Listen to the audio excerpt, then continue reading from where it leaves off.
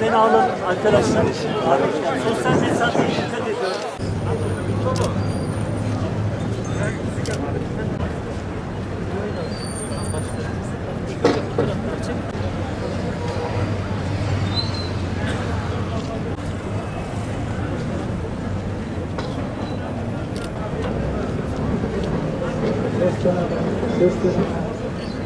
Mescid-i Aksa onurumuzdur. Mescid-i Aksa onurumuzdur. Dün elin bir helikopter faciasında kaybettiğimiz komutanlarımız, askerlerimiz için, şehitlerimiz için sizleri bir Fatiha okumaya davet ediyorum. Allahümme salli ala Muhammed ve ali Muhammed.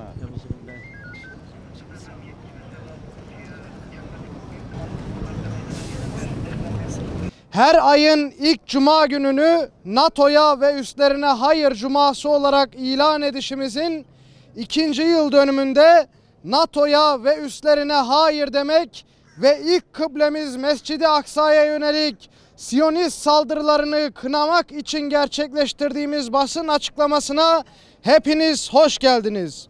Hepinize hayırlı cumalar diliyoruz.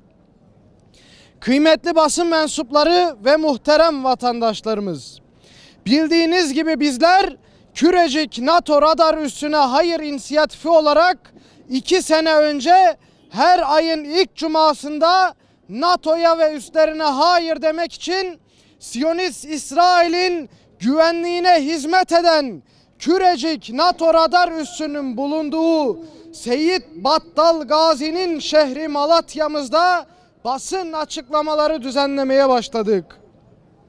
Hatırlanacağı üzere her basın açıklamamızda kamuoyuna şunu deklare ettik.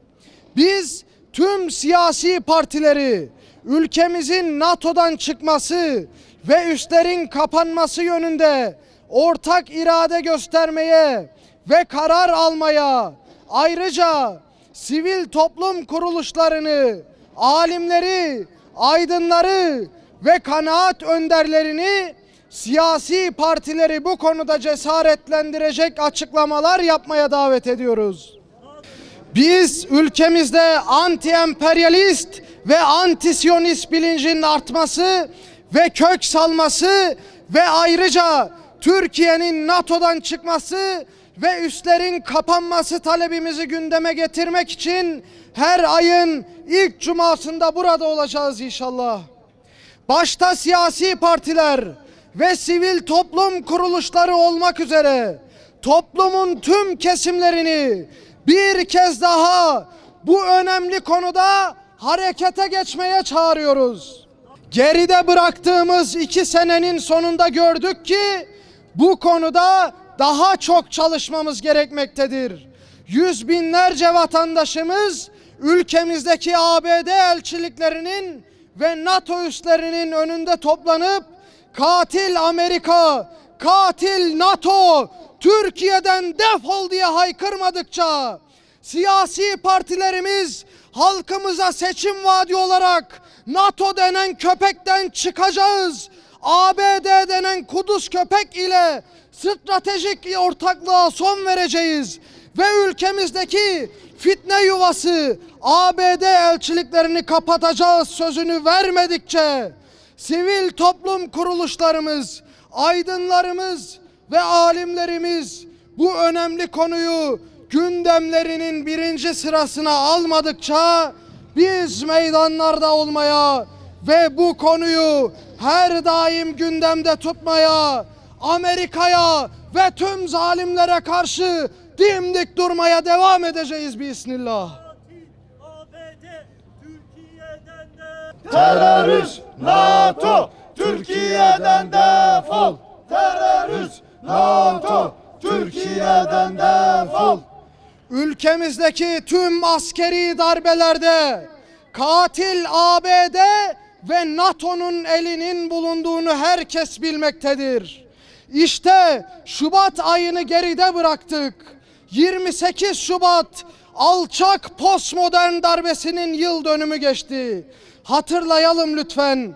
54. hükümetin Başbakanı Profesör Doktor Necmettin Erbakan'a ABD elçiliği tarafından hangi şartlar dayatılmaya çalışılmıştı? Terörist ABD Başbakan Erbakan hocamıza 18 maddelik bir ultimatom vermişti.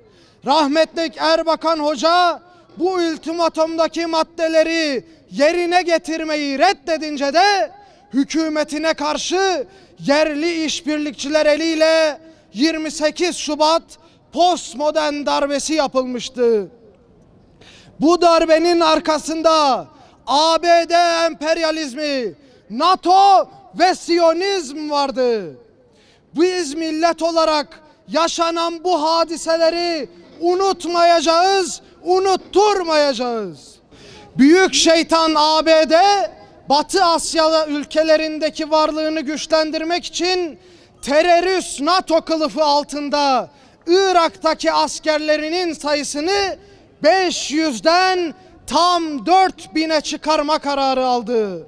Halbuki Irak parlamentosu ülkedeki işgalci ABD askerlerinin tamamını Irak'tan çıkarma kararı almıştı.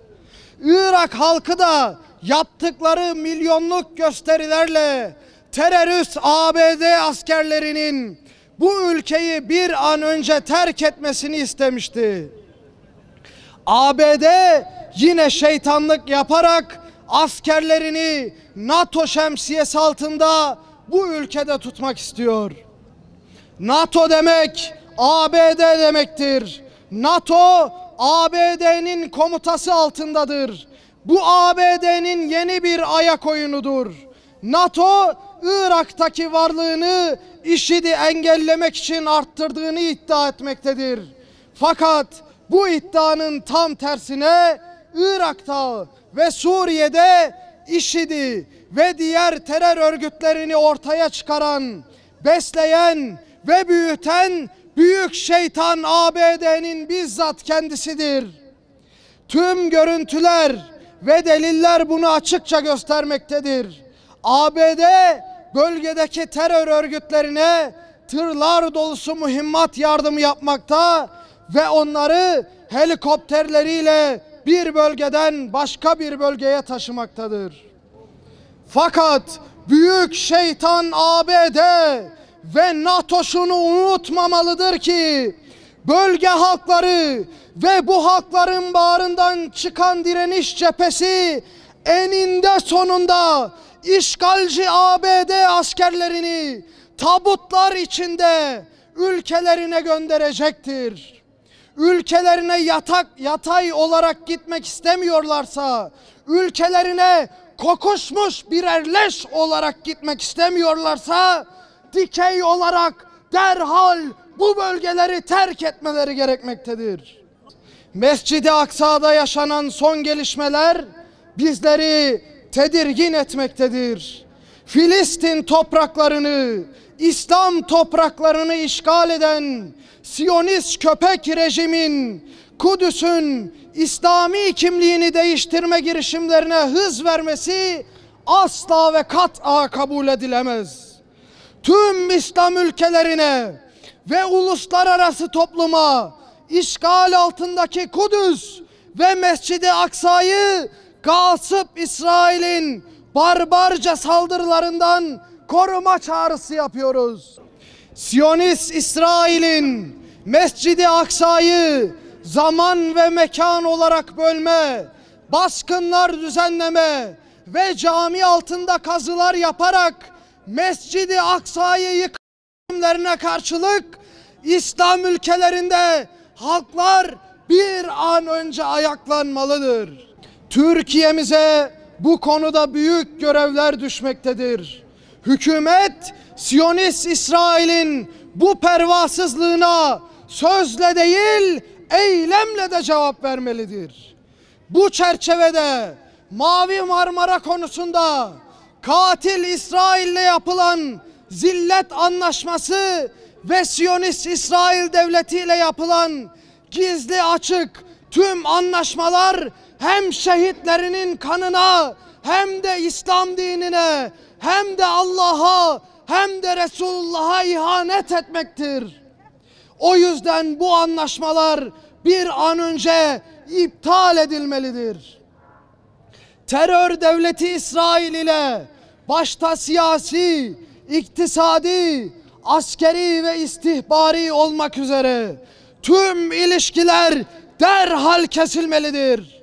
Hem İsrail hem de Türkiye vatandaşı olan Yahudilerin İsrail'de askerlik yapmasına izin veren kanun iptal edilmeli, Siyonist elçilik kapatılmalı, Siyonist İsrail'in güvenliğini sağlayan Malatya Kürecik NATO radar üssündeki radar sökülmeli, büyük şeytan ABD ile stratejik ortaklığa son verilmeli ve NATO'dan derhal çıkılmalıdır. Siyonist elçilik kapatılsın.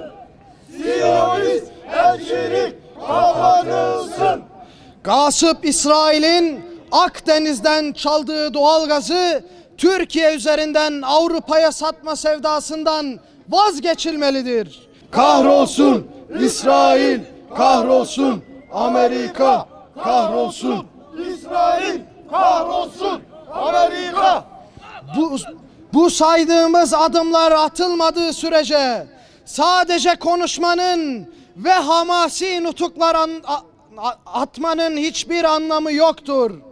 Merhum Profesör Doktor Necmettin Erbakan hocamızın dediği gibi Siyonist İsrail, Kudüs köpek İsrail sözden değil güçten anlar.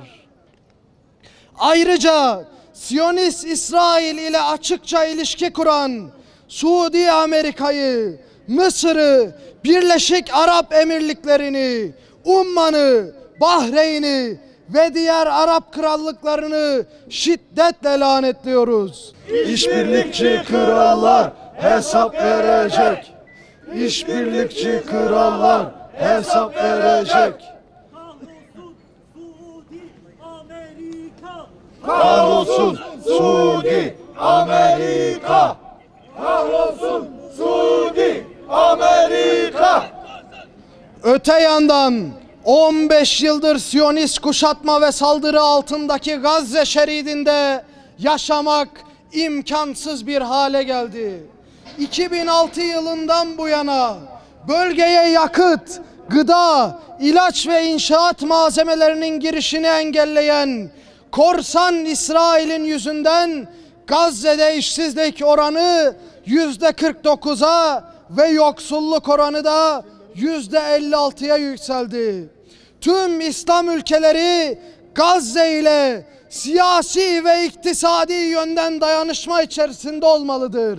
Malatya'dan Gazze'ye direnişe bin selam. Malatya'dan Gazze'ye direnişe bin selam. Malatya'dan Gazze'ye direnişe bin selam.